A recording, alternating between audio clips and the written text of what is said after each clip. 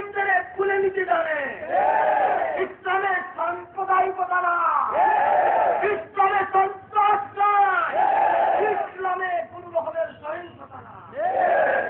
যদি থাকতো লক্ষ লক্ষ মানুষ যখন সমবেত হয়েছিল, এই লক্ষ লক্ষ মানুষের ধূপ যদি একত্রিত করা যাইত, এই নাস্তিক প্রৌঢ়াদের মুসলমানের চুখে তাদেরকে চুখেয়ে একবার চুয়ে হবে।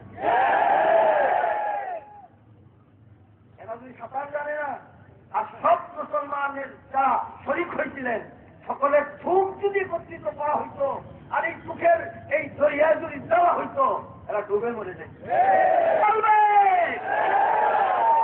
সরকার কোন শক্তি দিয়ে এসকারাই ভেউকে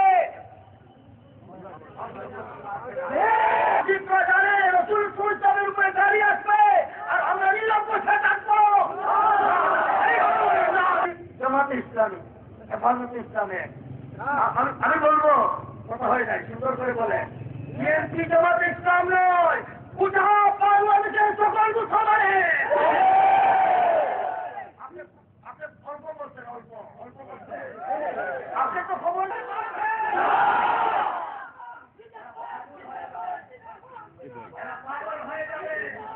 আওয়ামী লীগ করে আর রসুলের প্রেম যারা অন্তর আছে তারাও আমাদের সাথে এক হয়েছে। এক হয়েছে, রুশে কথা বলিয়ে, রুশে কথা বলিয়ে 13 দফার দাবি, মধ্যযুগের দাবি, ওটাই শুধু আপনার একটা কথা।